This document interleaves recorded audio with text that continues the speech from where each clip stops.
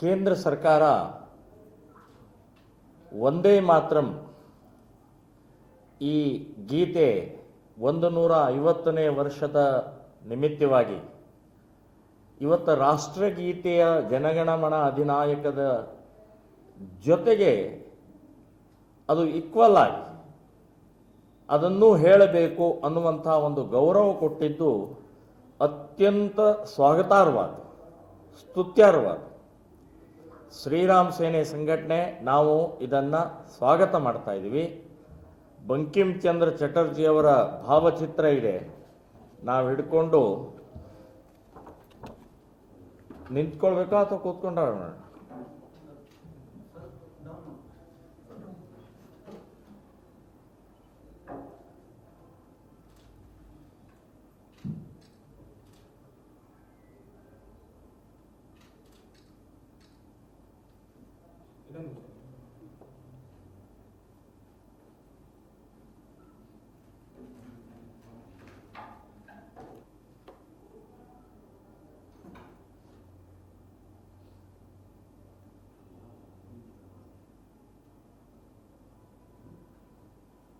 ಸರಿನಾ?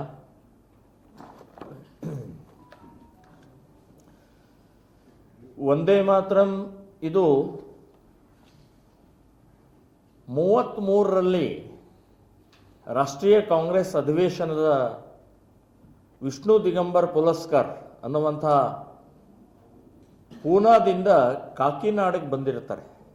ಆ ವಂದೇ ಮಾತರಂ ಹಾಡು ಹೇಳೋಗೋಸ್ಕರನೇ ಆವಾಗ ಅಲ್ಲಿದ್ದಂಥ ರಾಷ್ಟ್ರೀಯ ಕಾಂಗ್ರೆಸ್ಸಿನ ಅಧ್ಯಕ್ಷರು ಮುಸ್ಲಿಂ ಇರ್ತಾರೆ, ಅವರು ಅದನ್ನು ವಿರೋಧ ಮಾಡ್ತಾರೆ. ವಿರೋಧ ಮಾಡಿದ ಪರಿಣಾಮದಿಂದ ಅಲ್ಲಿಂದ ಇಲ್ಲಿಯವರೆಗೆ ಕಾಂಗ್ರೆಸ್ಸು ತುಷ್ಟೀಕರಣ. ವಂದೇ ಮಾತರಂ ಇರೋದು ಭಾರತದ ವರ್ಣನೆ ಇದೆ, ಅತ್ಯಂತ ಉತ್ಕೃಷ್ಟವಾದಂಥ ಗೀತೆ ಅದು. ಅಷ್ಟೇ ಅಲ್ಲ, ಸ್ವಾತಂತ್ರ್ಯ ಹೋರಾಟದಲ್ಲಿ ಕ್ರಾಂತಿಕಾರಿಗಳು ವಂದೇ ಮಾತರಂ ಅಂತ ಹೇಳಿ ಲಾಠಿ ಏಟು, ಗುಂಡೆ ಏಟು, ಜೈಲು, ಕೇಸ್ಗಳನ್ನು ಅನುಭವಿಸಿದಂಥ ಕ್ರಾಂತಿ ಗೀತೆ ಅದು, ಕ್ರಾಂತಿ ಘೋಷಣೆ ಅದು.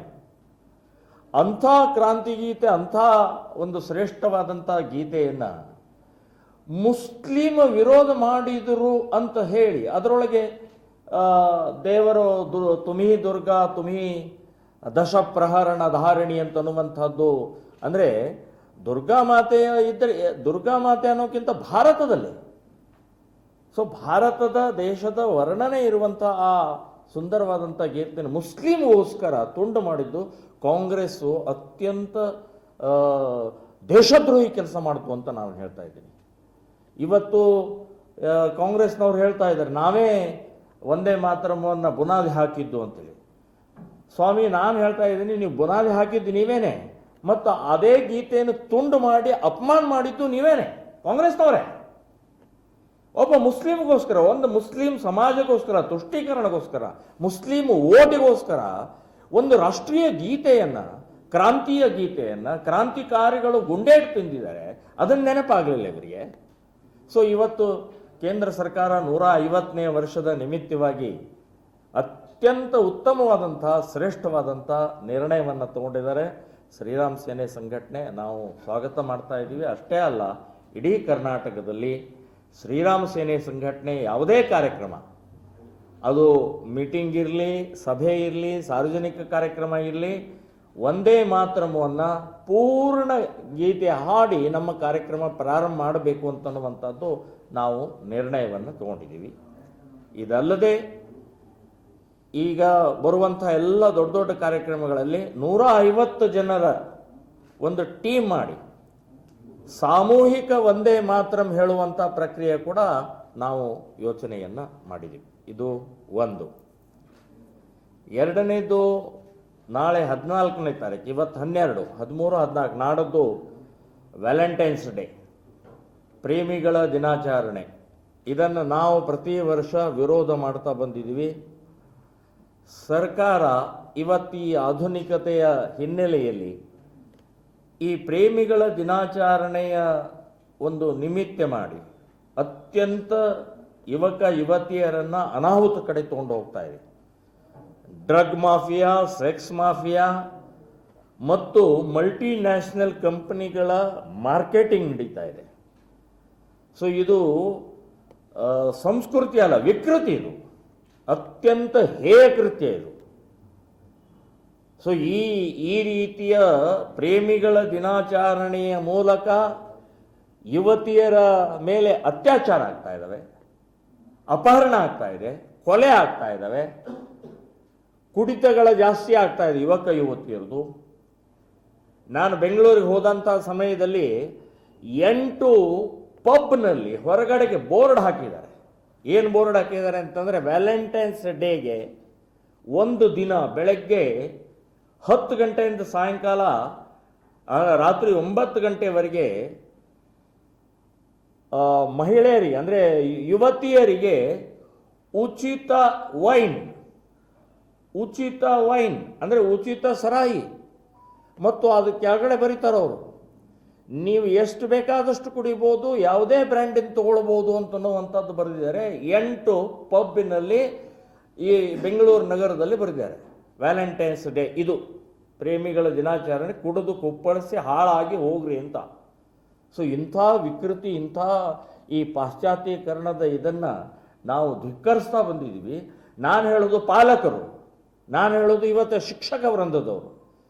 ಇವತ್ತು ಈ ಸರ್ಕಾರ ಅಂತೂ, ಸರ್ಕಾರಕ್ಕೆ ದುಡ್ಡು ಇಲ್ಲ, ಸರ್ಕಾರಕ್ಕೆ ಇದನ್ನು ಪ್ರೋತ್ಸಾಹ ಕೊಡುತ್ತೆ, ಅಂದರೆ ಇದರಿಂದ ಸಾಕಷ್ಟು ದುಡ್ಡು ಬರುತ್ತೆ ಅಂತನ್ನುವಂಥ ಹಿನ್ನೆಲೆಯಲ್ಲಿ ಸರ್ಕಾರಕ್ಕೆ ಹೇಳೋ ಸ್ಥಿತಿಯಲ್ಲಿಲ್ಲ. ಸೊ ಆ ದೃಷ್ಟಿಯಿಂದ ನಾನು ಹೇಳ್ತಾ ಇದ್ದೆ. ಮತ್ತು ಇದರಲ್ಲಿ ಹಾಸ್ಟೆಲ್ಗಳಲ್ಲಿ, ಪಾರ್ಕ್ನಲ್ಲಿ, ಹೋಟೆಲ್ಗಳಲ್ಲಿ, ಲಾಡ್ಜ್ಗಳಲ್ಲಿ ನಮ್ಮ ಕಾರ್ಯಕರ್ತರು ವಾಚ್ ಮಾಡ್ತಾರೆ. ಸೊ ಎಲ್ಲಾದರೂ ಈ ರೀತಿಯ ವಿಕೃತಿ, ಕುಡಿತಾ ಇರುವಂಥ ಸಂದರ್ಭದಲ್ಲಿ ಪೊಲೀಸ್ ಡಿಪಾರ್ಟ್ಮೆಂಟ್ ಜೊತೆಗೆ ನಾವು ಸಹಕಾರ ಕೊಟ್ಟು ಅದನ್ನು ನಿಲ್ಲಿಸುವಂಥ ಪ್ರಯತ್ನವನ್ನು ನಾವು ಮಾಡೋರು. ನಮ್ಮ ದೇಶದಲ್ಲಿ ಮಾತೃ ದೇವೋಭವ ಅಂತನ್ನುವಂಥ ಈ ಪವಿತ್ರ ಒಂದು ವಾಕ್ಯದ ಹಿನ್ನೆಲೆಯಲ್ಲಿ ನಾವು ಇದನ್ನು ಪಾಲಿಸುವಂಥ ಪ್ರಕ್ರಿಯೆ ಮಾಡೋರು ಅಂತನ್ನುವಂಥದ್ದು ತಮ್ಮ ಗಮನಕ್ಕೆ ತಂದಿದ್ದೀನಿ. ಇನ್ನೊಂದು ವಿಷಯ, ಭಾರತ ಮತ್ತು ಪಾಕಿಸ್ತಾನ ಮಧ್ಯದಲ್ಲಿ ಕ್ರಿಕೆಟ್ ನಾಳೆ 15ನೇ ತಾರೀಕು ಕೊಲಂಬೋದಲ್ಲಿ ನಡೆಯುವುದಿದೆ. ನಾನು ಹೇಳ್ತೀನಿ, ಕೇಂದ್ರ ಸರ್ಕಾರಕ್ಕಾಗಲಿ ICCಗಾಗಲಿ ನಿಮಗೇನಾದರೂ ಮಾನ ಮರ್ಯಾದೆ ಇದೆಯಾ? ಪಹಲ್ಗಾಮ್ ಆಗಿ ಇನ್ನೂ ಕಣ್ಣೀರು ಆರಿಲ್ಲ. 26 ಹೆಣಗಳು ಬಿದ್ದಂತಹ ಮನೆಗಳಲ್ಲಿ ಇವತ್ತಿಗೂ ಅಳ್ತಾ ಇದ್ದಾರೆ, ಇವತ್ತಿಗೂ ನೋವಿದೆ, ಇವತ್ತಿಗೂ ತೊಂದರೆ ಒಳಗೆ ಇದ್ದಂಥವ್ರಿಗೆ ಇನ್ನೂ ಎಷ್ಟು ಪಹಲ್ಗಾಮ್ ಮಾಡಬೇಕಂತೀರಿ ನೀವು? ಪಾಕಿಸ್ತಾನ ಜೊತೆಗೆ ಆಟ ಆಡೋದು ಹಠ ಯಾಕೆ? ಛಲ ಯಾಕೆ? ದುಡ್ಡ? ಸ್ವಾಭಿಮಾನ ಇಲ್ವಾ? ದೇಶಾಭಿಮಾನ ಇಲ್ವಾ?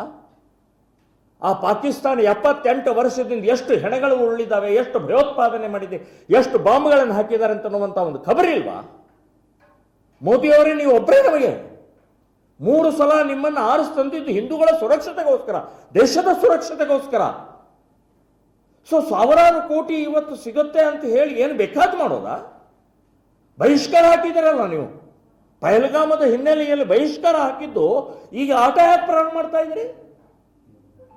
ಸೊ ಇದು ಅತ್ಯಂತ ಹೀನವಾದಂಥ ಕೃತ್ಯ. ನಾವಿದನ್ನು ಒಪ್ಪೋದೇ ಇಲ್ಲ, ಖಂಡಿಸ್ತಾ ಇದ್ದೀವಿ, ವಿರೋಧಿಸ್ತಾ ಇದ್ದೀವಿ. ಅಷ್ಟೇ ಅಲ್ಲ, ನಾನು ಹೇಳೋದು ಕ್ರಿಕೆಟ್ ಆಟಗಾರರು ಕೂಡ ಸ್ವಲ್ಪ ಬುದ್ಧಿ ಬೇಡವಾ? ನೀವು ಪಹಲ್ಗಾಮ್ ನೀವು ಕ್ರಿಕೆಟ್ ಆಟಗಾರ, ನಮ್ಮ ಭಾರತೀಯ ಕ್ರಿಕೆಟ್ ಆಟಗಾರರು 2 ಹೆಣ ಬೆಳೆದಿದ್ರು ಗೊತ್ತಾಗ್ತಿತ್ತು ಅವಾಗ ಏನು ಅಂತನ್ನುವಂಥ ಆ ರಕ್ತದ ರುಚಿ, ಸಾವಿನ ರುಚಿ, ಆ ಮನೆಯ ಕಷ್ಟ ನೋವು ಗೊತ್ತಾಗ್ತಿತ್ತು ಭಾರತೀಯ ಕ್ರಿಕೆಟ್ ಆಟಗಾರರಿಗೆ. ನಾನು ಹೇಳ್ತಾ ಇದ್ದೀನಿ, ನೀವಾದರೂ ಯೋಚನೆ ಮಾಡಬಾರ್ದಾ? ದುಡ್ಡು, ನಿಮಗೂ ದುಡ್ಡು ಸಿಗತ್ತೆ ಅಂತ ಅಂದ್ಕೊಂಡು ಏನು ಬೇಕಾದ ಮಾಡೋದಾ? ಮತ್ತು ಈ ಬಹಿಷ್ಕಾರ, ಪಾಕಿಸ್ತಾನದಿಂದ ಬಹಿಷ್ಕಾರ ಹಾಕಿದ್ದು ಇದೆಲ್ಲ ನಾಟಕ. ಇದೆ ಒಂದು ವೇವ್ ತಯಾರು ಮಾಡಬೇಕು, ಒಂದು ವಾತಾವರಣ ತಯಾರು ಮಾಡಬೇಕು. ಸೊ ವಾತಾವರಣ ತಯಾರು ಮಾಡಿ ಇನ್ನಷ್ಟು ದೊಡ್ಡ ಪ್ರಮಾಣದಲ್ಲಿ ದುಡ್ಡು ಬರೋ ಹಾಗೆ ಮಾಡಿದಂಥದ್ದು ಕುಕೃತ್ಯ ಇದು. ಇವತ್ತು ನೋಡಿ, ವಿಮಾನದ ಬೆಂಗಳೂರು ಟು ಕೊಲಂಬೋ 15,000 20,000 ಟಿಕೆಟ್ ಇದ್ದಿದ್ದು 85,000, 1 ಲಕ್ಷ ಮೇಲೆ ಹೋಗಿದೆ. ಏನ್ರಿ ಅಂದರೆ ಇದು ವ್ಯವಸ್ಥಿತವಾದ ಮೋಸದ ಆಟ ಇದು. ಬೆಟ್ಟಿಂಗ್ ನಡೆಯುತ್ತೆ, ಸ್ಪಾನ್ಸರ್ಗಳು, ಅಡ್ವರ್ಟೈಸ್ಗಳು, ಏನು ಭಯಾನಕವಾದಂಥ ಇವತ್ತು ಲೂಟಿ ಹೊಡೆಯುವಂಥ ಪ್ರಕ್ರಿಯೆ ಕ್ರಿಕೆಟ್ ಆಟ. ಆ ಸ್ವಾಭಿಮಾನ ಬಿಟ್ಟು, ದೇಶಾಭಿಮಾನ ಬಿಟ್ಟು, ಆ ಹೆಣಗಳ ಮೇಲೆ ಇವರು ಕ್ರಿಕೆಟ್ ಆಡ್ತಾ ಇದ್ದಾರಾ? ಸೊ ನಾನು ಹೇಳೋದು ಇದು ಮೋದಿಯವರೇ ಮತ್ತು ಕೇಂದ್ರ ಸರ್ಕಾರದ ಶೋಭೆ ತರುವಂಥದ್ದಲ್ಲ. ಇಡೀ ದೇಶದ ಜನ ಚೀತು ಅಂತ ಇದ್ದಾರೆ. ನಾನು ಎಲ್ಲ ಭಾರತೀಯರು ಎಲ್ಲ ಹಿಂದೂಗಳಿಗೆ ಹೇಳ್ತಾ ಇದ್ದೀನಿ, ಪಹಲ್ಗಾಮ್ ನೆನಪಿಟ್ಕೊಳ್ಳಿ, ಇದು ಮೊದಲೇದಲ್ಲ ಮತ್ತು ಕೊನೆಯದು ಅಲ್ಲ, ಇನ್ನೂ ಬೇಕಾದಷ್ಟು ಆಗೋದಿದೆ. ಇವರಿಗೆ ಕೇಂದ್ರ ಸರ್ಕಾರ ಅಥವಾ ಸರ್ಕಾರದವರಿಗೆ ಈ ದುಡ್ಡು ಮುಖ್ಯ ಆಗಿದೆ, ಸ್ವಾಭಿಮಾನ ಇಲ್ಲ. ಹಾಗಾಗಿ ಯಾರ್ಯಾರು ಕ್ರಿಕೆಟ್ ಇದ್ದಾರೆ 15ನೇ ತಾರೀಕು TV ಆಫ್ ಮಾಡಿ ಬಹಿಷ್ಕಾರ ಹಾಕಬೇಕು ಅಂತ ಹೇಳಿ ನಾನು ವಿನಂತಿ ಮಾಡ್ತಾ ಇದ್ದೀನಿ.